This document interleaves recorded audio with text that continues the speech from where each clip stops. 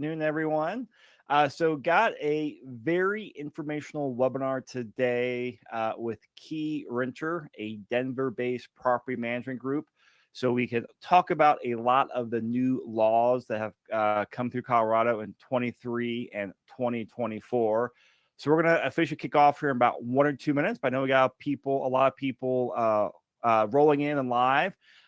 If a couple of people could just type in the chat box, make sure you hear me. I want to make sure you can hear us, and also want to make sure the chat box is working because I love questions. So let me know if you have any properties in Denver and if you're a self-managing landlord or use a property manager. All right. I see lots of people posting back. Awesome. Thank you, everyone, for doing that.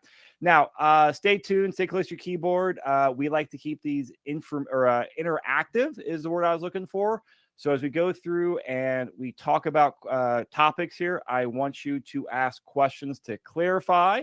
Whenever I get an expert in the studio, like our expert today with Key Renter, my motto is to use him and abuse him. He is an expert. He knows knowledge. So let's use his knowledge. Cool. I see lots of people.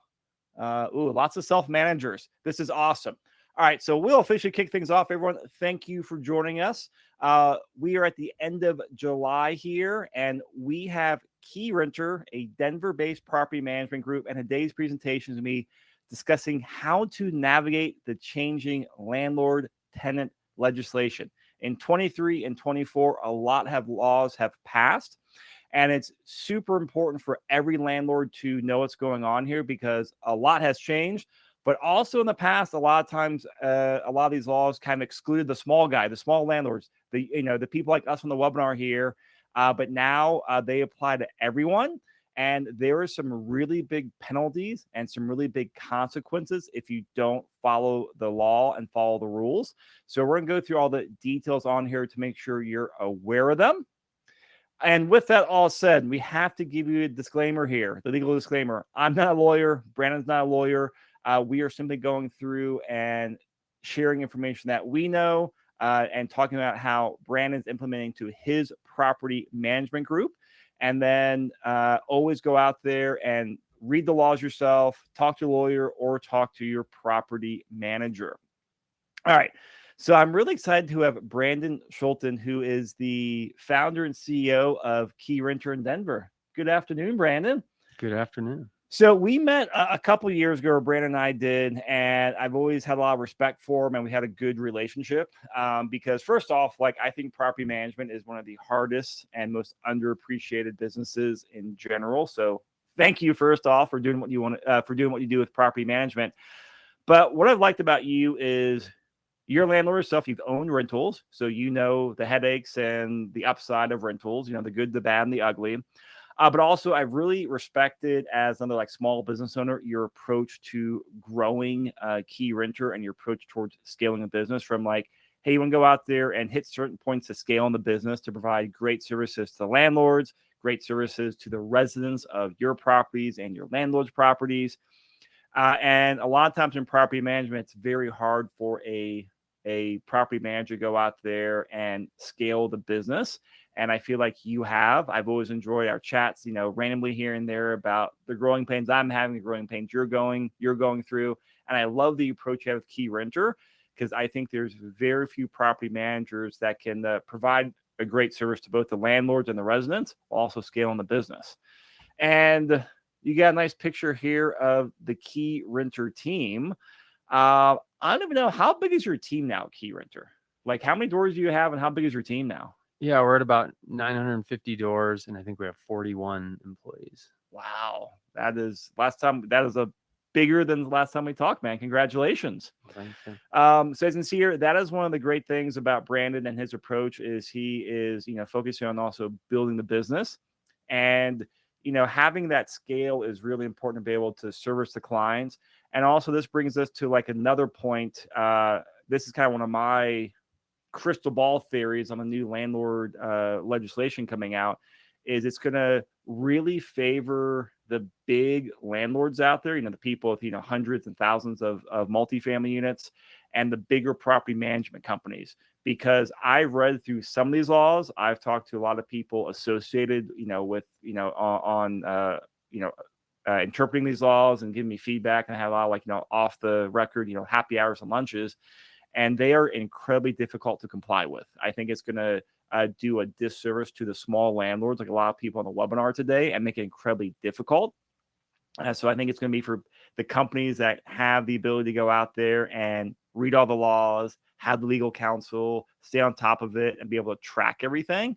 And that's a big reason why I'm glad to have you on the webinar and glad to have you come share everything with our members. And with that said, I've noticed a couple trends here. Some landlords are saying, hey, I've been in the market for a while. I'm not happy with the legislation. I'm tapping out.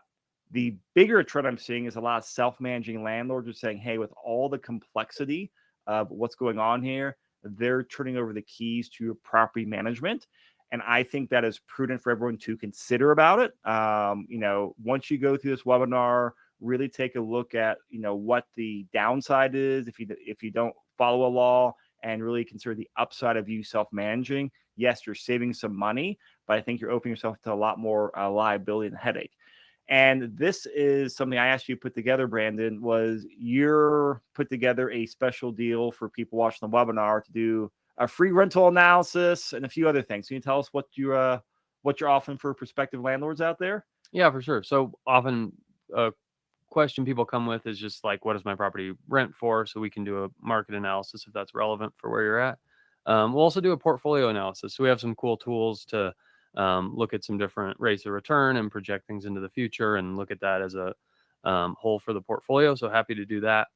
Look for maybe some areas where things are underperforming or there's tweaks that could be made there. And we'll give a free first month of management if anybody wants to try out the service.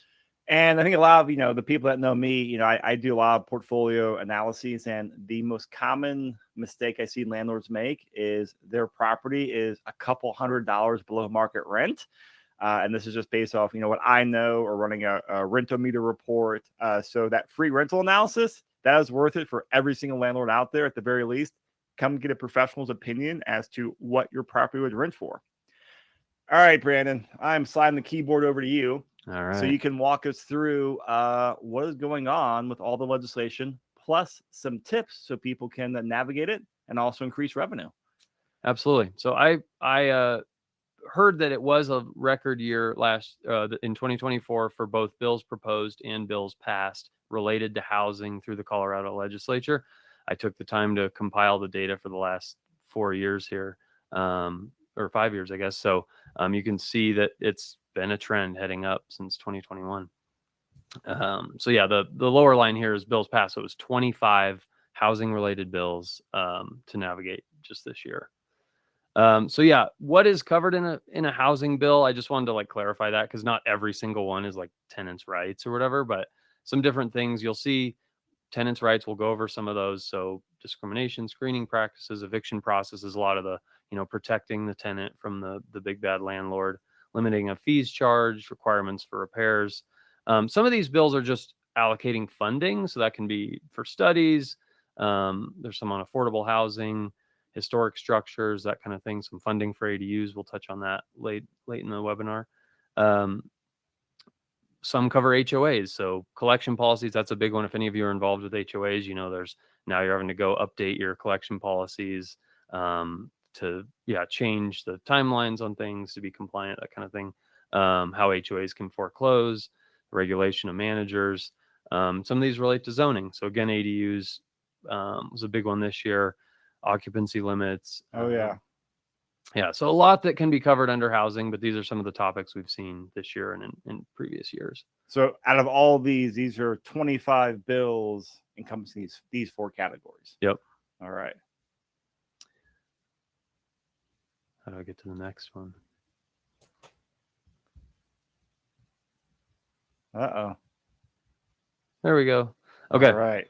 So I wanted to start with 2023. A lot of these things, they come out, and even sometimes I've seen everybody's freaking out. And then when you look back a year later, you're like, that did not have the impact we thought it was going to have, or there's some little loophole that just changed everything. So I thought it'd be worth, at least probably a lot of you have, looked at some of this stuff in the past from 2023, but let's just go back and see kind of what's been the impact at this point. So some of the bills we'll cover, I'll go over here.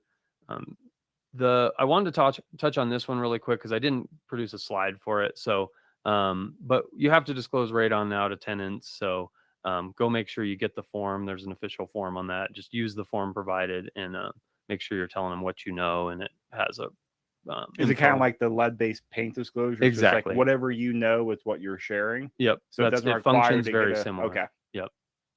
Yeah, there's no requirement to go back and get a test, but so many real estate transactions you do test, right? So if you've bought your rental property in the recent past, like you probably have a test, and then there is an obligation to share what that had. So this is part of like when people are signing the lease or during the lease up phase? Yep. It has to be done kind of at the time of lease signing. Where do people find the disclosure form? Is this on Dora's website? Yeah. So Dora put this out. So just probably a Google search of like Colorado radon disclosure rentals or something like that will get you to that. Okay.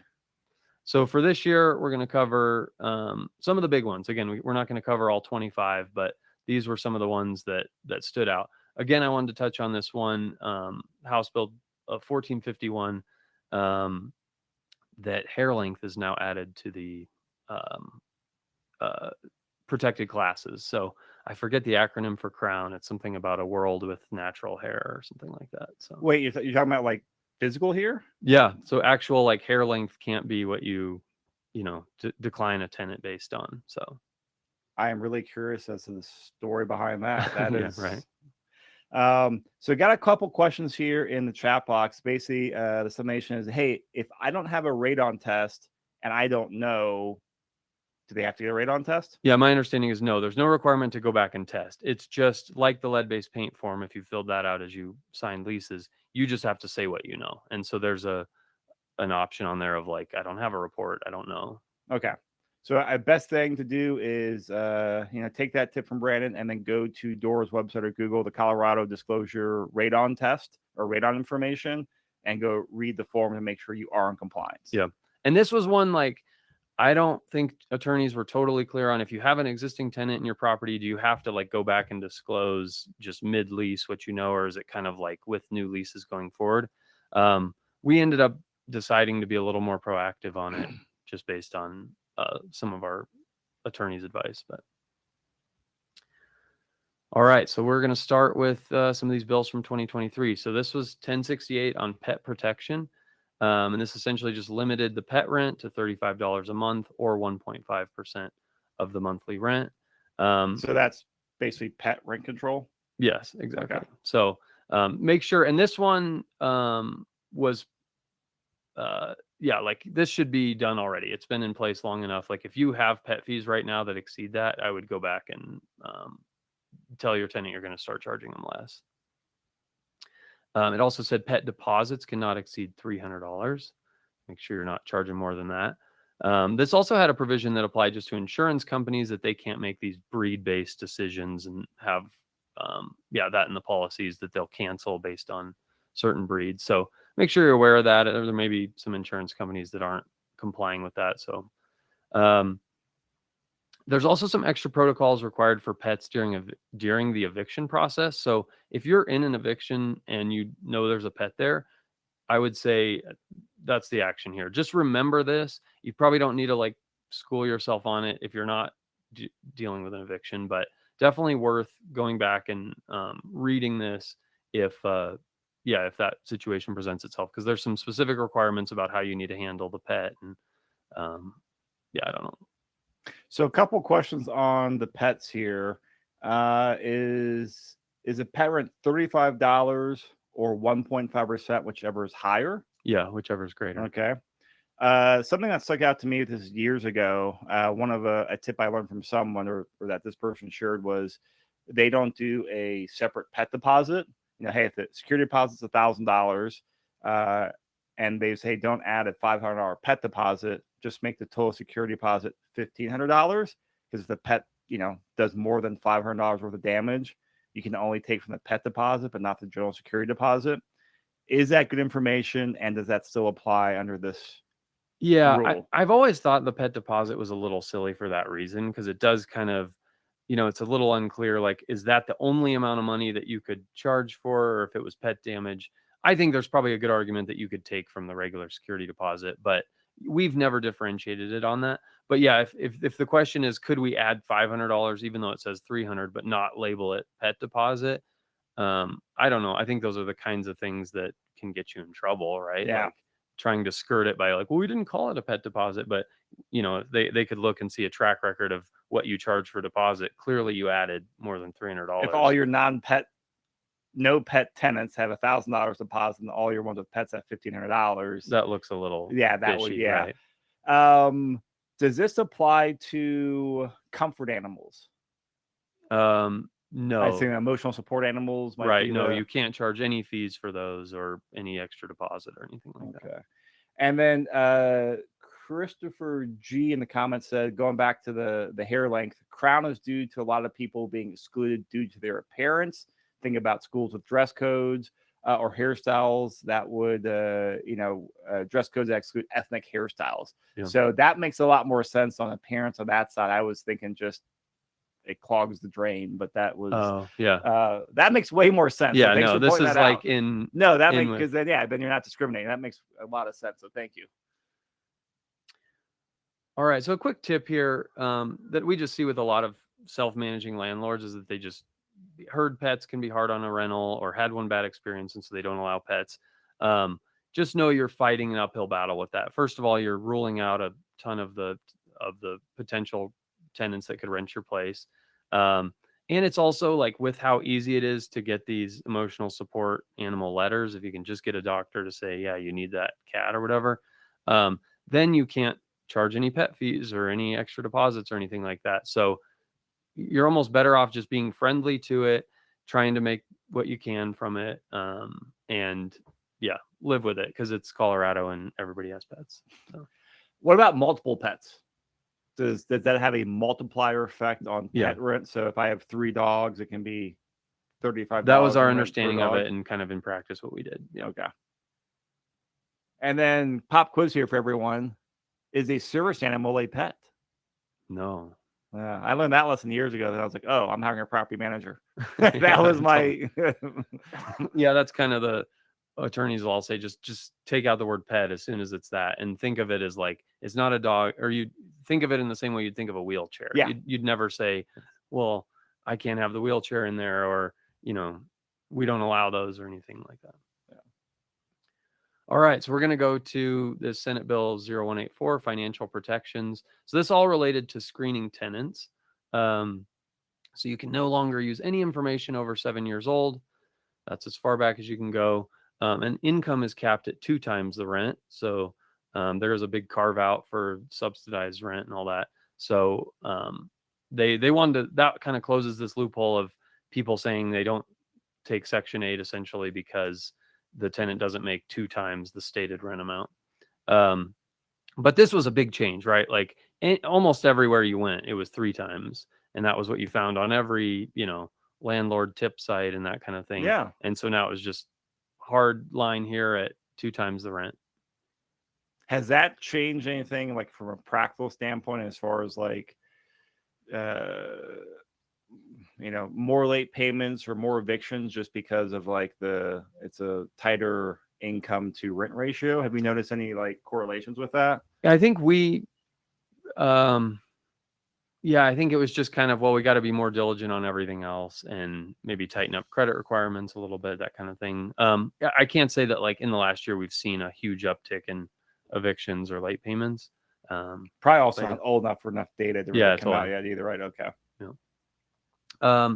Okay, credit cannot be a factor for income qualifying subsidized applicants. So we can no longer say if you don't meet our credit score, as a Section 8 tenant, then you're declined there. And security deposit was limited to 2 times the rent.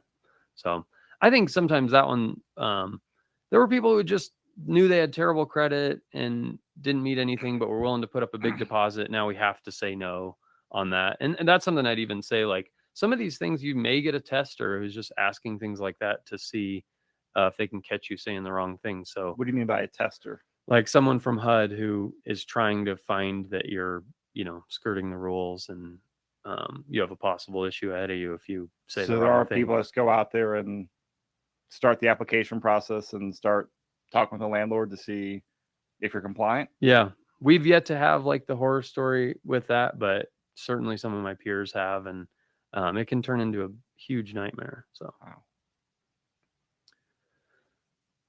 all right. So another tip here, just wanted to talk a little bit on your vacant properties and getting things filled. So this is a rule we found to be really helpful in our leasing process. So when you get to 10 days on the market, your property should have had at least 3 showings resulting in an application, and also 3 applications leading to a signed lease. So if you're not seeing that, it might be time to adjust the rent. And yeah, just remember, a vacant property generates no income. Essential to stay competitive there. We have this line we sometimes say of no one knows the rental market better than a prospective tenant. And I mean, they're the ones ready to put their money on the line. They're out there looking at multiple places. Yet it's so easy as the landlord to take their feedback as an insult or dismiss it, say they don't know what they're talking about. But if you can be humble enough to really listen to that, oftentimes you can quickly find if you're overpriced, if you'll listen. But yeah, that's a good rule of thumb there. All right, next we've got the House Bill 1095 prohibited provisions. So this all went through what you can't put in your lease. You can't waive a jury trial. You can't have one-way fee shifting clauses that basically say, well, I'm not paying it if you win, but you're paying it if I win, kind of thing. This was a big one that virtually every lease I saw up until this bill tried to say every fee, every possible thing you might charge was now, they would try to then like say it's rent, right? And so then you could evict for it, all of that. This really put a stop to that, and immediately, like, all the leases needed to totally flip on that, where it was actually problematic to try to call something rent. And so it was very specific with what's the base rent and then what's a fee on top of that, and making sure that's referred to as a fee throughout. So you can evict for non-rent payment, but you can't evict for not paying fees. Right. Okay. Yep. This also put a limit on a markup of third-party fees. So this is 2% of the fee, or a $10 upcharge. And so it's whichever is greater. So it would have to be like a $500 bill for 2% to start exceeding $10. I don't know what you're passing through to your tenant that's more than $500 a month. Maybe it's an annual thing or something. But essentially you can't now like, okay, I'm going to keep the water in my name and add $20 to it every time I pass it through for my administration of it. It's capped at that. Easy solution here is make sure you've got an updated lease. All the local real estate attorneys will kind of sell you a template lease for a couple $100, and it just makes sense because all of this kind of stuff is what's been updated since this bill came through.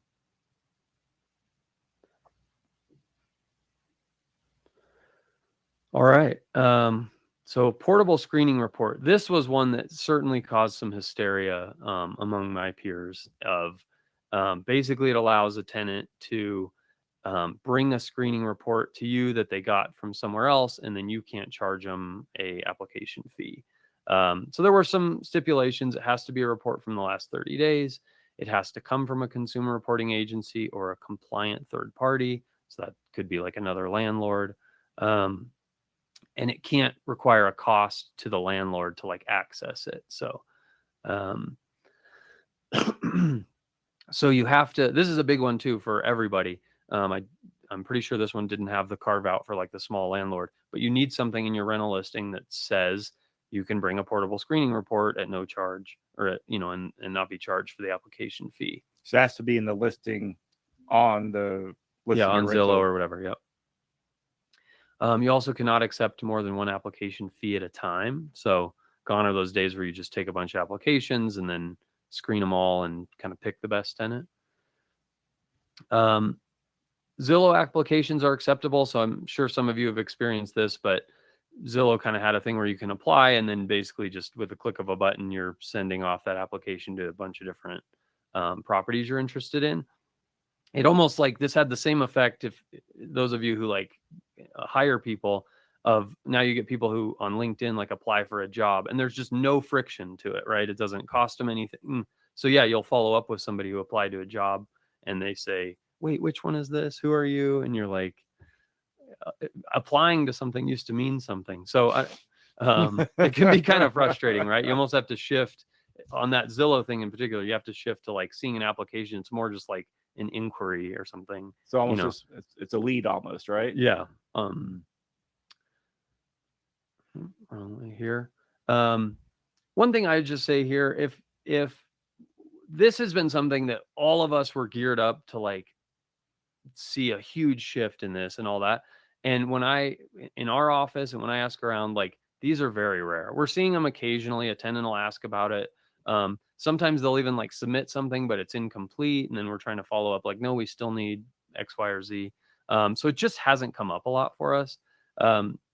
If we have something where the application's not quite what we're looking for, and I don't know, we're just getting vibes that it feels a little weird, or the tenant's being kind of pushy. Sometimes we'll just say, hey, just fill out our application and we'll waive the fee, or we'll refund you right away on that so that we have what we want, but they got around the fee for it. So small price to pay, in my opinion, for just not having to deal with a bunch of pushback or issues with this. Oh yeah, then plus you're staying compliant, right?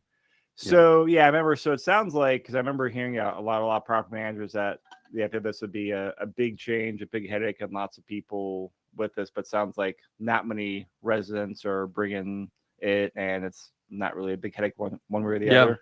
I still wouldn't be surprised if something comes up down the road where a company builds this out in a robust way where they're like, hey, you're looking for a rental, pay one application fee, and then they facilitate sending it around. But so far that hasn't presented itself. So is that a new business idea you're working on? Maybe. Yeah. This one seems always almost surprising to us because there's always this narrative in a lot of these bills that like application fees are just this like revenue source for property managers. And I'm sure there's some out there who found some way to just like make that a little cash cow. But by and large, like that's not the game any of us have been in, of seeing that as this huge upside. So it hasn't been a huge shift to get compliant with this. Yeah, let's so I wanted to stick this slide in here because I think it was earlier this year, end of last year, you guys launched this podcast. I might be wrong on my launch date. Late last year. Late last year, yeah. But the Denver Landlords Digest. So I mean, a local podcast geared towards local news, local property management stuff. I got the privilege of being on there, I think back in January, February. And I like it because it's hyper local and hyper niche focused. So if you guys are looking for a new local podcast, get more information, and really from like the landlords and property management perspective, this is a great podcast to plug in. So there's a QR code you guys can scan with your phone if you're at your computer, and we will drop a link into the chat here. Or if they just go Google Denver Landlords Digest, it's on all the major apps, right? Yep. Yeah, easy to find. And then you were telling me there is a new episode coming out tomorrow, and I forget the topic you said, but it was relevant to our podcast today. Yeah, so it's on filling vacancies, and just a lot of creative ideas of if you're struggling to get something rented. A lot of different ways you can work on drumming up activity and that kind of thing, make your property more appealing. So that drops tomorrow. That's the newsletter is the Denver Landlords Digest. The podcast always drops the same day with it. So look out for that and get signed up. Awesome. All right, let's jump into 2024. Oh, that was only 2023 we got through? Yeah.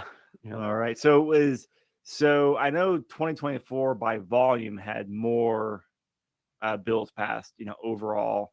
Do you have a gut reaction? Did one bring more like friction or compliance headaches to landlords? There's two this year that are a huge shift. So 2024 might be the bigger compliance year. Yeah, for sure. Like we definitely spent more time with our attorneys looking at different policies. Yeah, redoing operations on things. It was a bigger lift this year than last year. Absolutely. Okay. All right, we'll jump in 2024. Right. Tell us what's going on. Yeah, so this is one that it's very complex and almost unreadable. Like if you can pull all these up at the legislative site. This one is so complicated. It's basically rewriting the warranty of habitability for Colorado and all these requirements around it. But because it's updating something that was in existence previous, so much of the bill is like changing definitions and all this, but it doesn't really make sense in the context as you read it. So yeah, it's just a very, very difficult one that takes some time to figure out, how it applies. Essentially, it's laying out these timelines for responding to things. So maintenance requests related to habitability issues, which habitability issues, this was expanded as part of a bill last year. So they kind of defined it as, maintenance issues impacting life, health, or safety of a tenant. Really hard to kind of quantify what exactly that means. What does it mean to impact their life? I don't know. But these require a response within 24 hours. So this response must include your intention to repair, an estimate of when the repair will begin and be completed. Tenants, these requests can come in any way they choose to inform us. So it could be verbally, text, email, whatever. So no longer, you may have a clause in your lease that says maintenance requests have to be put in writing or sent to this email address or whatever. Just know that's not enforceable. You can't use that as a defense that like, well, they didn't tell me the right way. I'm not a big fan of either side, just, the verbal stuff that just I said that. Well, that he said, she said type situation. Absolutely. It's tricky. Containment must occur within 72 hours. So if there's some kind of leak. What does that mean, containment? So basically, if you have a leak or an ongoing thing that's like, it has to be kind of mitigated within, or I don't know. That's a good question. Some kind of, you have to have, at least I think to be defensible here, show a real effort to stop the issue within 72 hours. And so with the response in 24 hours, I'm assuming that doesn't, like a automated email reply or automated message back probably doesn't comply, because it sounds like the response has to have acknowledgement of the repair and the estimated beginning completion time. So an out of office type reply is not going to cut it. Yeah, that's not going to fly for sure. I think there has to. So we put together a template that includes like language around some of this and all that. We'd be happy to share that too. Again, it's not legal advice or anything, but just something we utilize. So maybe we could put an email address in there or something if people want to request that, or is there some easy way to follow up? Yeah. What's the best email address someone can email just to grab this or some other Just do info@keyrenterdenver.com. Okay. We'll drop info@keyrenterdenver.com. And of course, if you guys can ever find it, just, email me or some of the team and we'll connect it, connect you to the team over at Key Renter Denver. Cool. And Jewel just dropped in the chat box on there. Perfect. So I guess, do you guys have just 7-day-a-week support coverage to like handle responses and issues like this? Yep. Okay. Did this rule change anything in your operations? Like, was there, because I could see this being potentially have a big operational shift or operational headache. Yeah, absolutely. Yeah. I mean, it was just, part of it was just training. Like everybody needs to understand this stuff, understand where the pitfalls are, that kind of thing. I mean, it's not like we were regularly in the habit of not responding in 24 hours to something. I mean, that's typically we're sooner than that, like getting on it and assigning a vendor and that kind of stuff. But one of the big things is we developed this new protocol of how we respond and what's included in there, kind of thing. That makes sense. So this also included repairs interfering with life, health, or safety must be completed within 7 days. So you're on the clock if it's something like that. So what if a self-managing landlord is on a cruise in the Bahamas? It's a 7-day cruise. Day 2 out there, one of the residents in their duplex in Denver emails them about an issue, and the landlord doesn't get it until they're back with internet 5 days later. Yeah, I mean, you're potentially in a problematic spot. I mean, by and large, this is not going to, like, most tenants are not going to be like demanding these timelines and giving you all kinds of problems about it. I would say if you're going to be on a cruise for 7 days, you should probably find some kind of backup. Make sure you've notified your tenant of someone else to contact and that they know what to do. That kind of thing. I think more so than ever, it's important to be proactive on communication with your, and make sure.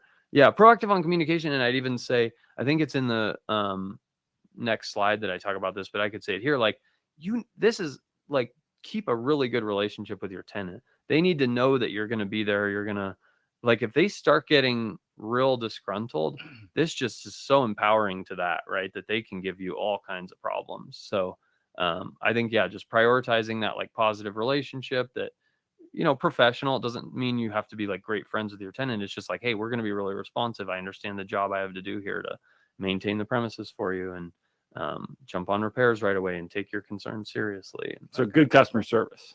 Yeah, more important than ever, I'd say. A couple or question here from, I think it's Scott in there. What if you can't get a contractor in 7 days? So we'll go into that in the next slide, but all of a sudden it becomes required you're putting somebody up in a hotel, essentially. Okay. I mean, there's going to be times that there's just, if your house burns or something, you can't get that repaired in 7 days.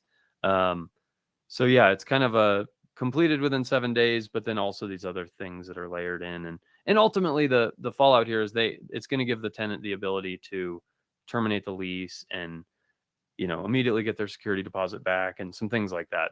It's going to just start giving them some options. Okay.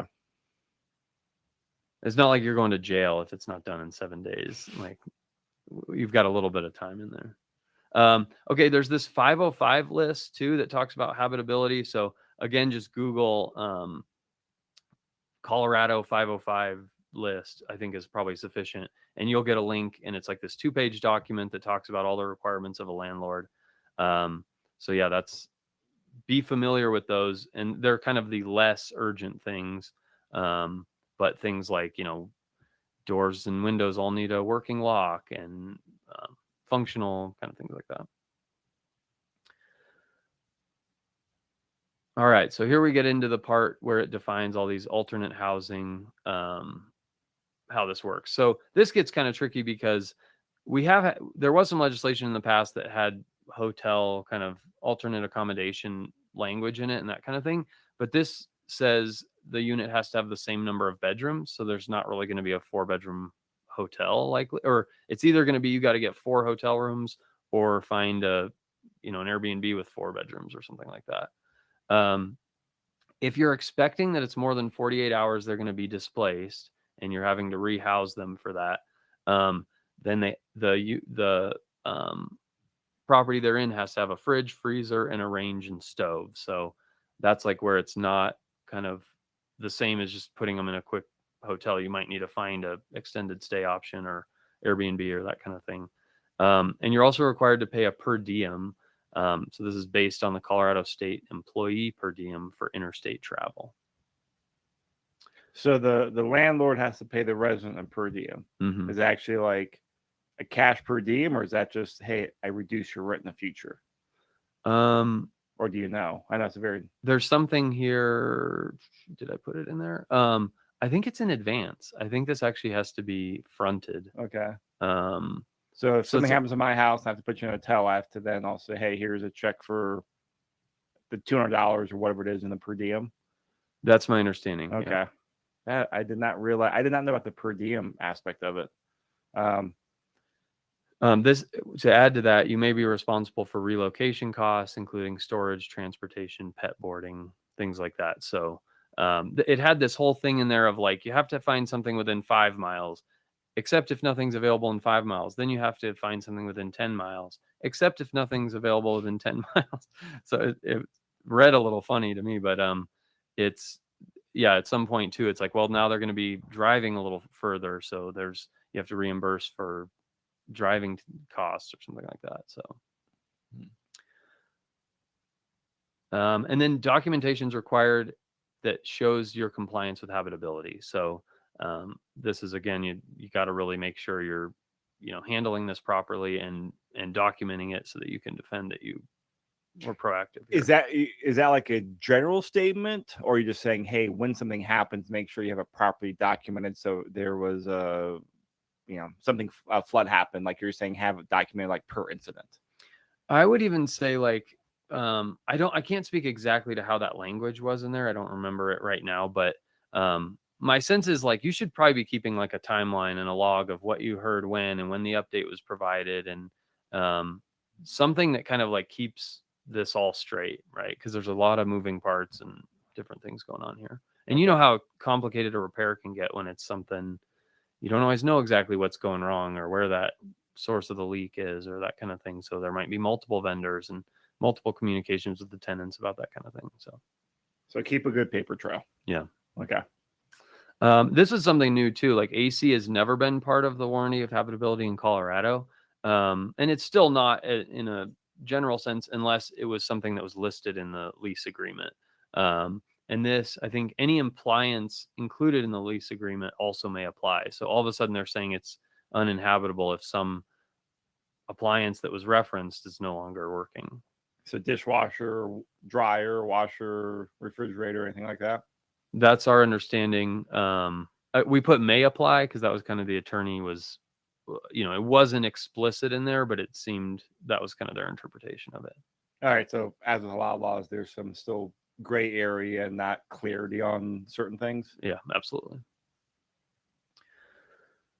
All right, I've got one more slide on this. I wanted to recap some of our operational changes. Again, I said this before, but you have to prioritize the tenant experience. Like I would rather miss something in there and miss a date, miss a deadline and that kind of thing, but have a good relationship with the tenant and they understand you're doing what you can and all that. Then you did it all right, but the tenant's like ready to go to war with you, right? Like this, trying to prove that you were in compliance with all this, I think could be a huge burden. Again, this template message outlining rights and responsibilities. So that was something part of what we're giving the tenant is just, here's what we're complying with in this process, which is, I know this is a hard thing for sometimes of like, why is it my obligation? Like now when you post a demand for rent, you have to include like the paperwork of their rights and all that. Same kind of thing here. So you have to make available this information to the tenant. All right, let's get on to the next one that was a big deal this year. So this is House Bill 1098, cause required for eviction. I think the thing here that just like is so hard to wrap your head around if you've been around rental property forever is it's redefining an eviction. We've never called it an eviction when you didn't renew a tenant's lease, but now it shifts that in the early, wording of the bill. And then the rest of the time it keeps referring back to this eviction that you have to like rethink what an eviction is. Okay, so it allows the landlord to terminate or evict the tenant at the end of the lease, so not provide a renewal, only under the following circumstances. So if the tenant was in the property less than 12 months and the lease is up, then this doesn't apply. If you're going to demolish the property, if you're going to renovate the property, both of these, I would just say it like you do have to provide some documentation to the tenant on like what it is you're doing. So I don't know how specific that needs to be, but I wouldn't think it's a good idea to say, hey, I'm going to renovate the property. And then like, you change out a toilet or something and then relist the property 3 days later. If you're reoccupying the property, I think it carves out for you or a family member moving in, selling the property. And if the tenant refuses to sign a reasonable lease renewal. So the big question here that always comes up is like, well, what's reasonable? It's a lawyer's favorite word. I know, reasonable. Right? Yeah. So again, like we talked about with the whole, like all your tenants with pets have $500 more in deposit. Like, I don't think it's going to be a good look if you double the rent in your renewal offer to a tenant and everybody else got a 5% increase or something. So, yeah, I don't think this is like a loophole, but yeah, like you can offer in good faith a new lease, and if they don't sign it, then that's a way to get out. Also, if they've paid late 3 or more times, and this is one that like I've heard differing opinions from different attorneys. Some think that when they define a late payment here, it's like they have to have not paid the rent on time, you posted a notice, and then that demand, which oftentimes now is 30 days for the CARES Act covered properties, has to expire. They still haven't paid the rent. Okay, that's one late payment, but then they cured it, before it actually got to eviction or whatever. So some attorneys, that would be their interpretation. I've heard others say, no, I think that I would go to court saying that late is late. It's not, as long as if they cured after that notice was posted, that would be late. So, all right. So this is a huge operational pain for us too. So 2 attempts are required before posting if no one is home on the first. So in the olden days, a lot of us, I think, would go out to the property and just post a notice. You wouldn't even knock, right? And it did say on there, I've made diligent attempts to serve personally, but yeah, then you would just tape that to the door and be done. But this, now you have to go out one time. If nobody answers the door and there's nobody to serve, then you have to go back a second day and try again. Then on that second attempt, you can post it on the door. But yeah, it's just a lot of these, especially if we're trying to do these during the day, you just get people who aren't home or won't answer the door. So you're stuck going out a separate day. The pay or vacate date must reflect the day of service. So this also just adds a little bit of complexity, because if you go out that first day and can't serve, just know, like, if you kind of timed everything on that form for 30 days or whatever from that date, you need to update that before you go make your second attempt, because that second attempt will be when that clock starts. Okay. So the maybe the conservative thing here to do is just print up the notice reflecting the 30 days from the second day, and then you don't have to redo it. Yeah, just a reminder, this went to the Supreme Court in Colorado, but basically they said this CARES Act that was enacted during COVID still applied to properties with a federally backed loan, that instead of a 10-day notice, it needs to be a 30-day notice. And so, yeah, that's, most of you, if you have a 30-year fix, that's going to be a federally covered property. Another thing, demands must be in the tenant's primary language. So another tricky part of this is just, making sure you have this translated in their language. We, on this one, I'll cover that in just a second. Also, a 90-day notice is required for the non-renewal of the lease. So that's a long way out. Again, that's like, if you miss that, basically how we've heard it explained is you then have to, let's say it's now only 30 days out from the lease end and you didn't do this and the tenant didn't sign a renewal. If the tenant pushes and isn't willing to move out, like, you have to, from the time you give a notice, like, continue the current lease terms for until that 90 days is up, and then they would have to move out. All right, so I wanted to go through some of the operational changes we made for this. So initial lease term, we're doing under a year, and that kind of gives you, then you don't have to comply with any of this at that first renewal option. So like 11 months, or are you doing like 11 months and 29 days? I think we're doing closer to like 11 months and 25 days or something like that. Okay. So pretty close to it. But we start our lease renewal process now 150 days out before expiration, just to, it seems crazy, right? The tenant's like, I just moved in. That's but halfway through. Yeah. What was your days out before?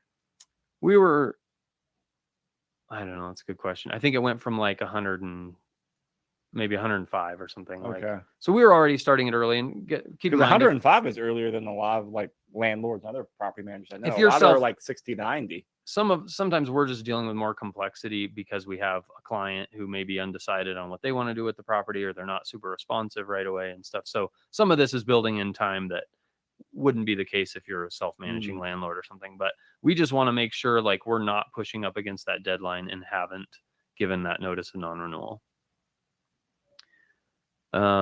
Our lease still requires 60-day notice from the tenant. Basically, we made a choice here to just, rather than like revamp the whole lease right now and change it all to 90 days, we're saying 60 days. There's some risk there that a tenant, says, no, you owe me 90, and we'd have to basically go month to month or not month to month, but we'd have to extend to the additional 30 days if they push back on that. But Our application now asks the tenant for their primary language, and on existing tenants, the property manager kind of uses discretion if they have some reason to believe it's not English as their primary language, then they'll get some more clarification there before we start the eviction process.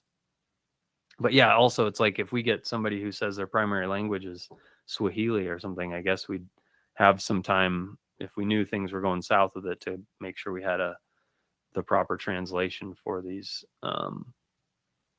notices. Yeah, like I touched on this, but we're just making 2 attempts to post notices, and this is all notices, not just the notice of non-renewal. So it could be any, rents late, whatever. So this, we have a guy who does a lot of field work for us. And it basically doubled the amount of time he has to spend on these. Yeah, it's kind of a. What's your note about a portable printer in there? Oh yeah, we have a portable printer for him just to in his truck. Yeah, just to cut down on the time of having to, especially with the updated dates and these kind of requirements. So you go sit in his laptop, update a date, print off a new one, and then you go. Okay, that's smart. Yeah. And this again made it clear you can't include any fees on your demand notices, so we're evicting for rent only here. Okay. So I got a couple questions. You got more slides on 1098? That's it on that one. Okay, before we move on, because I know we got a lot of slides in here. So a couple of people asking, does 1098 apply to month-to-month leases? Or does it come back to depending on how long the resident's been in there? I think the total occupancy time. Yeah, this is one too. I don't want to go outside of my lane on speculating and stuff. So it'd be a good question for an attorney.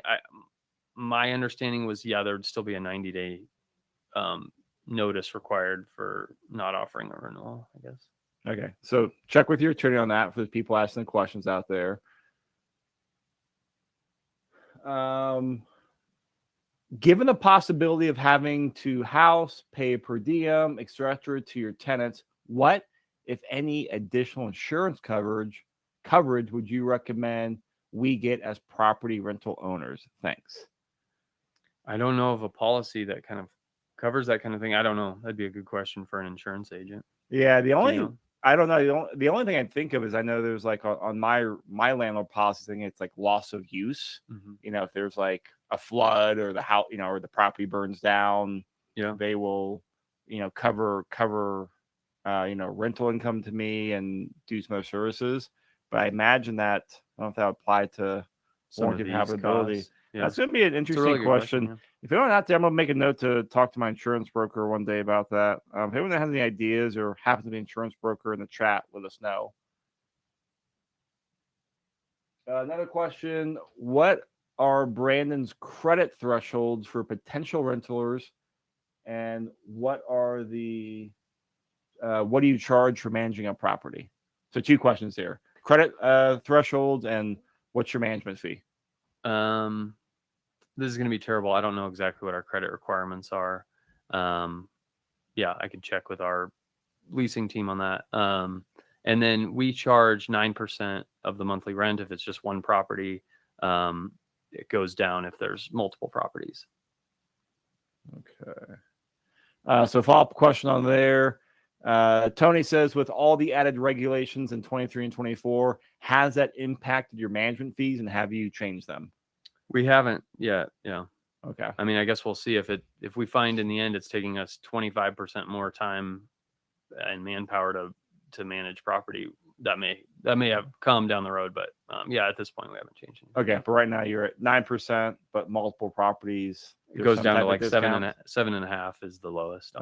For 5+. Going back up here to the habitability one, what if the unit has no AC? Is AC included in the? No, so it's only if it was included in the lease. Now it's a habitability issue. In the lease, hey, this property has a dishwasher, a washing machine. Yeah, a pretty common that a lease will have some kind of section that says what's included here and a list of appliances and amenities and that kind of thing. Okay. Earlier, I'm just going back to some few chat messages on here. On any of the properties that you manage, Brandon, Has anyone brought up the safe housing issue? Not to my knowledge yet. Okay. Can you share a copy of the slide deck? Yeah, of course. Okay. Yeah, we'll send out afterwards as well.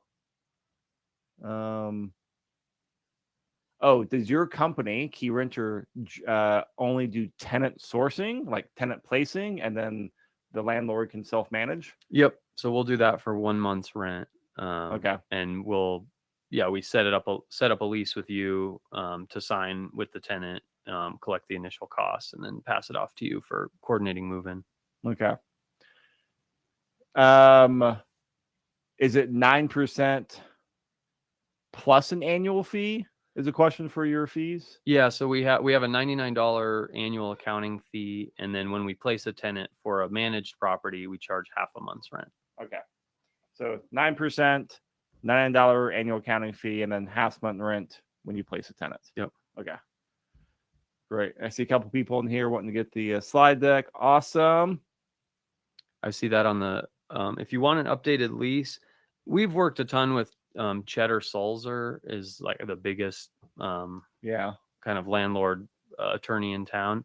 And they have, I think they charge $250 or $300 for it, but they always have a kind of current lease you can just buy from them. And it's, templated. So you got blank fields and all that. Okay. So what was the name of the law firm again? Cheddar Sulzer. So TSCHETTER. SULZER. I'm impressed with your pronunciation, but more impressed with your spelling of it. So obviously you work with them a lot. Yeah, I know the firm, but I can never pronounce it, and they've to changed save their my names life, a I few could times never. too. Yeah, I could never come anywhere near spelling it. But yeah, they're like the. I mean, pretty much every group I know, that's who they use. They seem to be kind of like the de facto. Yeah, they're the biggest. There's some others that get Yeah. used a lot, and we use a different law firm for like writing our leases and some different things. But they're great, and they've tailored their service to work with self-managing landlords and smaller landlords and that kind of thing. Ooh, all right. Shauna says, I work with Key Renter and am giving them a glowing endorsement. Thank you, Brandon and team. Thanks, Shauna. Can you spell that law firm name again? Why don't you find? I think their here. Why don't you type it in there? Can I type? Yeah, we'll see. It's either one of these. Somebody could tell me which one is right. It'll get you close. See if you can spell and type at the same time. Yeah, there we go. It's one of those. Try them both, and then somebody respond and say which is right. Someone says, if I pay cash for a property, do the same eviction rules apply? Yeah, virtually everything applies except that thing with the 30-day notice period. So for the CARES Act, right? So if you paid cash, then your notices only have to be 10 days, but everything else still is the same. Cool. Awesome. All right, now we got a few minutes left on it. So keep the questions coming in. I also have a couple slides left, Brandon. So we got through the fun ones though, so it's a little bit better from here. Okay, this is a simple one. So the old rules said if you had a tenant come to you who had a disability and they needed to make a modification to the property, you had to allow it. But they did have to put it back as they found it at their cost upon move out. This just basically undid that last part of it. So you still have to make the allowance that they can make a reasonable modification. But when they move out, it's no longer their requirement that they pay to restore the property. So this is something like I asked around the team, and has not come up a lot. Tenants asking for reasonable modifications. So it's just not like a big thing we've dealt with. And I'm sure there's a scenario out there where a tenant puts a lift in your property or something, and it's like, this is not really very rentable, or it looks really bad or something like that. But I think for the most part, this is just going to be ramps or widening doorways or something like that. That's probably honestly like a benefit to your property. And I mean, some of those, it sounds like most of those are going to be an improvement. Yeah, totally. An improvement. But basically, it's going to be up to you as the landlord to decide when the tenant leaves if it's worth putting it back or leaving it. And it could enhance your rental appeal to disabled tenants. So, not a ton there, but just something to be aware of. Okay, so there were these two bills on accessory dwelling units. These are kind of all the rhetoric around it was that this is aimed at the Colorado housing shortages. And keep in mind, these laws, like the capitals here in Denver and bulk of the population, but there are plenty of these things that get proposed and are with the thought of like a lot of other communities out there, right? So Some of this I think definitely seemed like it was trying to target like these mountain communities that have like extreme housing shortage, Yeah. especially for the workforce and that kind of thing. So that was some of what I was getting, seemed to be picking up in the language of them. But so this House Bill 1152 mandates ADUs as use by right in single family zones. I think what that means is just you can use it if you have it. There's no, like, the municipality can no longer say like they are not allowed in this single family zone, or the HOA or anything below that. So it also allocated up to $8 million that can be used by these municipalities for however they see fit to encourage these or offer, I don't know, maybe they'd get some template blueprints for them or that kind of thing. And then the 154 bans any restrictive design or dimension standards for ADUs. So that was something I guess was prohibitive to some of these. So I don't know if this maybe opens up more room for these super micro units or something on single family properties. I don't know. This one, it's really hard to say what's going to be created here. I think there's a possibility that there's some opportunity to expand the rent value of a property, and the numbers might make sense. Chris, you had made a comment to me that you've not seen these make much sense. So. Yeah, I mean, two things I've noticed. I've never seen, ADUs are very, they're very sexy, very attractive from, all, from affordable housing, from landlords, all people say, hey, put another unit on there. The problem is, like, from a pure financial standpoint, I've never seen the numbers pencil out. More often than not, because financing is very tricky, and then you're building a tiny home, which usually has exorbitant, much higher cost, and then financing is tricky, and then usually poor, rent to price ratios. And then I know there's been a lot of zoning overlays and changes in laws which are trying to get more ADUs in the pipeline. I forget the exact number, but like every year, still less like 100 ADUs built every year. Oh wow! And and maybe that's changed last year or so. I'm kind of giving you memory. Don't quote me on this stuff, factually, but just like for the amount of impact it has, it's just a drop in the bucket in terms of like having any type of moving the needle on creating more housing or more affordable housing. So like I love it. I'm all for it. I just tell people like keep your eye on there, and I think over years and years it'll play out. But I don't see any like dramatic changes. Sure. If anyone out there is an ADU expert, come give better know. information or tell me if I'm wrong. But as I kind of dove in this a lot years ago, and just I didn't see a lot of upside. Yeah, and maybe I don't know if $8 million is enough to kind of stimulate some better financing for these or something. I don't know. It's not a lot of money, but maybe we'll see something come out of this that makes a difference. Okay, so this was another one related to zoning. So there's two bills I'm going to reference here. One's about transit-oriented communities, and then also parking requirements. So the goal of 1313 was to add transit-oriented housing. Again, it seems like this isn't like related to Denver as much as it is like a lot of these. I think it might have even specified like any community with 10,000 or more people, this type of public transit. But yeah, they want this higher density, this growing density right around transit oriented housing, or transit oriented areas. So the target is 40 units per acre, which didn't mean a lot to me before this, but I guess that's like a typical kind of density for more urban areas. And then 1313 allocates 35 million for infrastructure grants in transit areas. So a lot of times if you have like a main street with a bus line or whatever, and maybe right now there's a bunch of single family around it, there's a certain upgrade that needs to happen if you're going to start building apartments there and that kind of thing. So this gives the communities some money to upgrade, I don't know, water and sewer and roads and whatever it might be there. So the 1304 reduces the parking requirements for multifamily developments near transit. So this, I know that sometimes the barrier to building certain developments is just the parking requirement, especially like in urban areas with very expensive land. And for many deals being killed because they're going to get the right parking requirements. Yeah. So again, it's like none of this stuff I think will immediately have this huge impact, or we're not seeing like certain property values spike because of the potential here. I think that, everyone involved in this is going to kind of wait and see what happens. But yeah, just wanted to highlight these as something to keep an eye on, and maybe there will become some opportunity for investment there.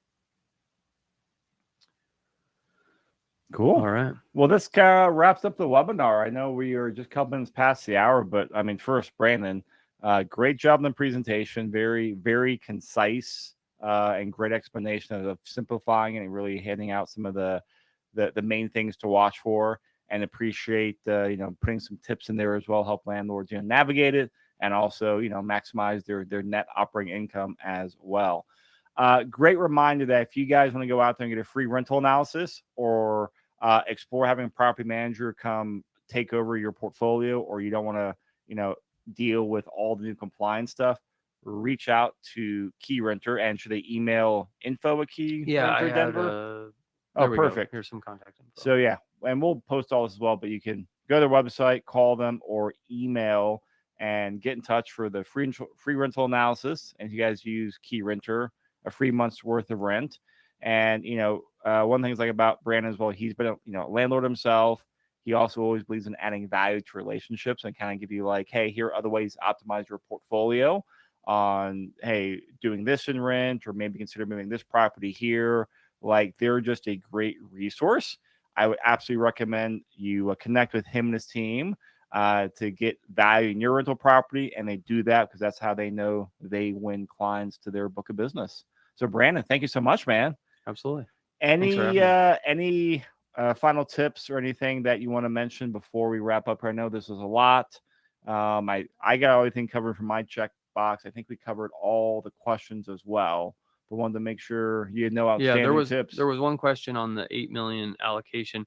I don't know. My understanding is it's not necessarily money that's going to go directly to people building ADUs. It would more be available to municipalities. Like, maybe they could set up a grant. I don't know. That would get exhausted pretty quick if they're actually like funding the ADUs. But I think it's just helping. Maybe some small community needs to add a staff member who just deals with processing ADU permits, and I don't know, that kind of thing. So that was my understanding, is it's like money that would go to the municipalities. Yeah, that's my understanding as well. It's not going to subsidize someone building ADU, like an investor on this call.